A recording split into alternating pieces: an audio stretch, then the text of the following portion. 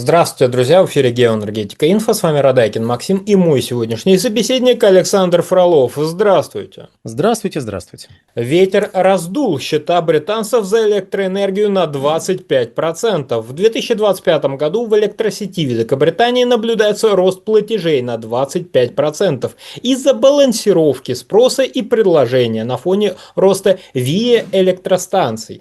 Александр, а как такое может быть? Ведь ВИА это по сути-то бесплатная электроэнергия, никаких расходников. Солнышко и ветер у нас же бесплатные, или немного не так?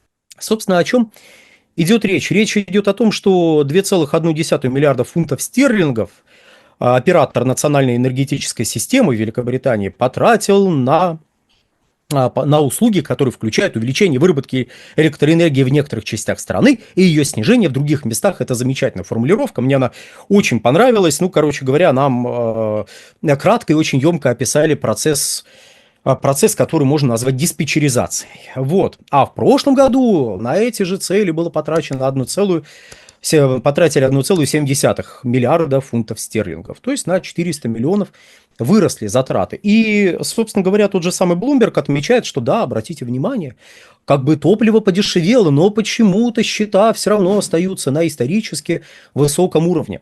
Тут надо заметить, что еще в 2021 году, то есть до начала энергетического кризиса, до лета 2021 года, публиковались прогнозы о росте тарифов на электрическую энергию в Великобритании, и предполагался довольно умеренный прогнозируемый рост до 30 года, который был, ну, фактически на уровне чуть ли не ниже инфляции, который на тот момент наблюдался в Великобритании. Как бы, ребята, да, платить надо будет больше, но номинально больше, а в реальных располагаемых доходах это будет все равно меньше, потому что, ну, благосостояние будет у всех расти. Но настолько сильно ошиблись в своих прогнозах, что те расходы, которые должны были нести в 30-м году, британцы стали нести уже в 22-23 годах на фоне дорожающего газа, дорожающей за ним электрической энергии, дорожающего угля, опять же, который был подтянут за собой дорожающим газом.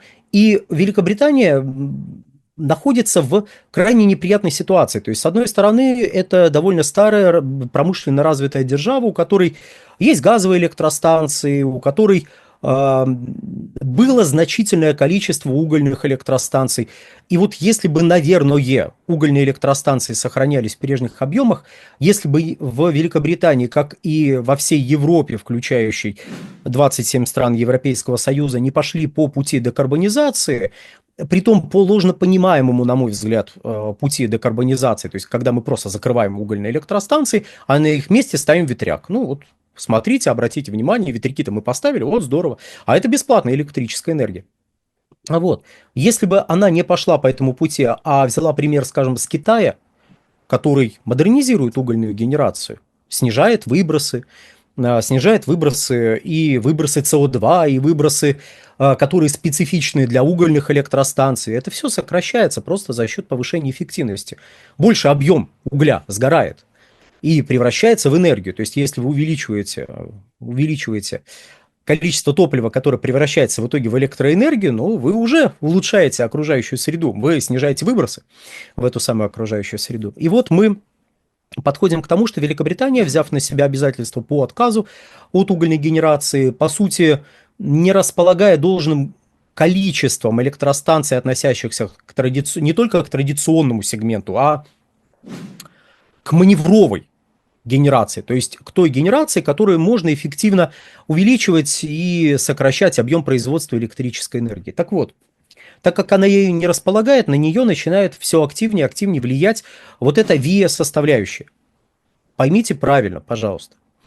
В самих возобновляемых источниках энергии нет ничего плохого. Это точно такой же источник энергии, как любой другой. Но у любого источника энергии есть определенная, ну, экосистема, если угодно, в которой он будет максимально эффективен. Выбираясь за пределы этой экосистемы, он вместо пользы начинает приносить вред. Так, например, вы можете поставить большую атомную электростанцию, вот если кому-то ВИА, пример с возобновляемыми источниками не нравится, давайте возьмем атомную электростанцию. Вот давайте мы ее одну поставим, например, электростанцию мощностью там 10 гигаватт. И вот заставим ее маневрировать в течение суток, снижая резко объемы производства, повышая объемы производства. Ну, персонал атомной электростанции, скорее всего, покрутит пальцем у виска и скажет вам, что не надо безобразничать. Давайте вот мы будем ровными объемами вырабатывать электрическую энергию вот постоянно с коэффициентом использования установленной мощности 80, а то и 90. Давайте мы так будем делать. Не надо маневрировать атомными электростанциями. Иногда это может не очень хорошо закончиться.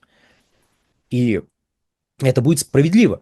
Не надо заставлять источник энергии заниматься тем, к чему он не предназначен. Или будьте готовы к тому, что вы получите негативные эффекты, которые ожидаемы, которые прослеживаются задолго до того, как вы их начнете ощущать. Просто потому, что люди смотрят на планы ваши, смотрят на ряд параметров, которые с этими планами связаны, и говорят: ребята, будет вот так-то и так-то. Вы говорите: да нет, так не будет. А потом, когда так происходит, вы, как в известном анекдоте, шаман, однако. Ну да. Не пили сук, а то упадешь. Подпилил, упал. Шаман, однако. Вот. То есть мы неоднократно об этом, собственно, говорили. Безусловно, возобновляемые источники энергии дешевые в том смысле, что за солнечный свет вы не платите. Ну, по крайней мере, пока что. Вы не платите за ветер. Они вам доставляются бесплатно. И то, и другое. И если вы можете их превратить в электрическую энергию, то номинально вы экономите ископаемое топливо. Номинально вы получаете не просто дешевый энергоноситель, а бесплатный энергоноситель. И тут мы поднимаем не так давно, буквально в этом году, опубликованный доклад компании Ember, удобно располагающейся в Лондоне, что характерно, в Лондоне. И обращаем внимание, как компания Ember убедительно доказывает, что установка ветряков и солнечных панелей не просто уже выгодна, она буквально выгоднее, чем строительство газовых электростанций. Потому что вы сейчас потратили деньги на строительство, а дальше вы бесплатно получаете энергоноситель, и таким образом вы экономите те средства, которые вы бы так потратили на на газ, чуть не сказал уголь. Ну, кстати, к угольным электростанциям это соображение имеет ровно такое же отношение. То есть вы вот в этой картине мира замещаете бесплатным энергоносителем платный энергоноситель, и все выглядит логично. Даже если сейчас вы потратите больше денег на то же количество гигаватт, а тут, кстати, тоже есть одна хитрость, мы к ней сейчас придем, вы все равно потом сэкономите в ближайший буквально год на том, что вам не придется покупать газ. Замечательно? Да просто прекрасно. Все аплодируют и говорят: поставьте еще больше ветряков. Но тут мы приходим вот к каким соображениям. Я уже упоминал коэффициент использования установленной мощности. И если у атомных электростанций он действительно составляет 80, а то и 90%, то у газовых электростанций, работающих, скажем, в России, этот показатель где-то 45%. Это неплохо, не хорошо. Это просто отражает тот факт, что вы используете газовые электростанции для маневрирования. То есть утром вам нужно больше электрической энергии, чем днем. Вечером нужно больше электрической энергии, чем днем. Ну, значит, днем у вас будет просадка по производству, потому что потребление просаживается. А вечером, и утром у вас есть всплески спроса на электрическую энергию, и вам эти всплески нужно удовлетворять тут же, моментально. За счет чего вы даете команду газовой электростанции, она увеличивает производство. Вот так примерно. Поэтому 45, меньше 50%. Хотя может быть и больше, если вдруг возникнет такая необходимость, этого можно добиться. Примерно та же картина у угольных электростанций. Если мы возьмем показатели ветроэлектростанций или солнечных электростанций, то мы в итоге придем к тому, что там могут быть, в зависимости от того, какую страну мы возьмем. Скажем, у ветроэлектростанций может наблюдаться порядка 20-30% коэффициент использования установленной мощности. Но если взять средние показатели, то ближе к 20 будет этот показатель. Если брать солнечные электростанции, то этот показатель будет где-то 15%, может быть меньше. Опять же, зимой этот показатель будет меньше, летом он будет больше, среднее значение за год будет, 15%. И вы с этим ничего не можете сделать. То есть, если вы с газовой электростанцией можете коэффициент использования установленной мощности увеличить, кстати, уменьшить его тоже можно, то увеличить этот показатель на ветроэлектростанции нельзя. Она работает, когда ветер дует. В любое другое время она не работает. Она не может производить больше, чем обеспечивает матушка природа. В какой-то момент, когда у вас доля традиционной, условно говоря, генерации, то есть газовые, угольные, атомные, вот эти все электростанции, неожиданно оказывается либо меньше, чем неожиданно переходит некоторое пороговое значение, по поводу которого можно спорить, то вы сталкиваетесь с тем, что вам маневрировать становится очень сложно. Во-первых. Во-вторых, вы, Великобритания, если вы Великобритания, вы начинаете еще больше зависеть от внешних поставок электрической энергии. То есть вам у себя в моменты, когда ветер не дует, бывает такое, знаете, ветер не дует. Или дует, но слабо. А объем производства электрической энергии зависит от куба скорости ветра. То есть небольшое снижение скорости уже приводит к значительному сокращению объема производства электрической энергии. Кстати, и наоборот. Правда, превышение некоторых пороговых, опять же, значений приводит к тому, что просто говорят: стоп, останавливаем ветроэлектростанцию, потому что сейчас просто снесет ее. То есть, когда ветер дует слишком сильно, это тоже плохо. Когда дует слабо, плохо. Надо, чтобы он дул равномерно, постоянно одинаково. А так не получается. И выходит, что вы больше зависите от поставок из Франции. Вы больше зависите от поставок, скажем, из Норвегии. То есть, вы больше зависите от внешних поставок. Это еще раз, если вы Великобритания. И вы больше зависите от стабильности работы ваших сетей.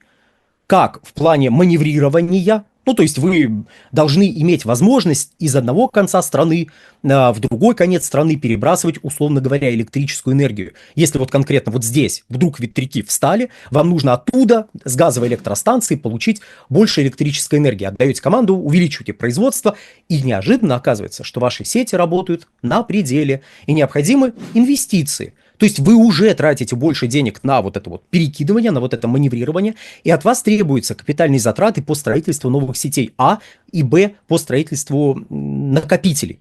Накопителей, которые обеспечивают, по сути, такое квазиманеврирование. То есть вы можете накопить, ставите аккумулятор, и когда вам не нужна электрическая энергия от ветроэлектростанции, но она все равно работает, потому что ветер дует, вы эту электрическую энергию накапливаете. Вы ее накапливаете в аккумуляторе, точнее, в целом каскаде аккумуляторов, потому что каждый из них это довольно большая дура, где-то 12-13 тонн весом.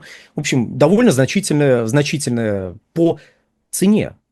Довольно значительное оборудование. И, кстати, даже если вы делаете так, используете аккумуляторы, то, прошу прощения, и эти капитальные затраты, которые вам нужно понести на развитие сетей, которые вам нужно понести на развитие систем накопления, будут влиять на тарифы.